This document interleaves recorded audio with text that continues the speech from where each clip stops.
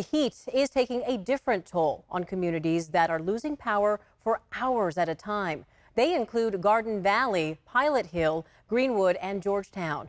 Our Roxanne Elias visited residents and explains why they are beyond frustrated with the situation.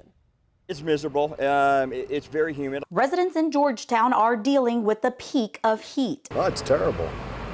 It's terrible. That's the only word I can put.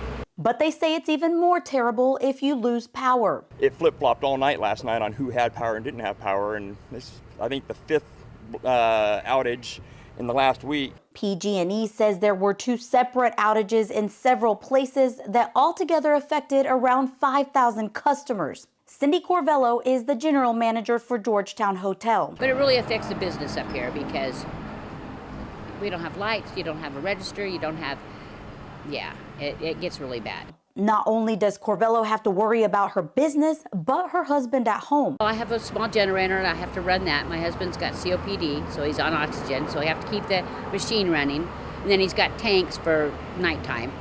So yeah, it gets to be taxing at times. Residents and business owners of Georgetown say they've essentially learned how to deal with the power outages, but it still puts them in a pretty tough position. There's a lot of people up country that, they're suffering big from this because they have no way of getting power. They have no means of anything, or they can't get a generator, they can't start a generator. So if somebody doesn't go and check on them, they're sitting there sweating to death. And although there isn't much they feel they can do about the outages, they'd like for PG&E to give them more information. They could probably let you know a little bit more, I think. For instance, last night on my friend's phone, they said that it should come back on at 12 o'clock, well, at midnight. So it didn't come back on. It didn't come back on pretty much most of the day. About an hour ago, whatever time it is now. As of about 1 this afternoon, PG&E said the outages were still under investigation, but they are working to be proactive by mobilizing crews during this heat wave.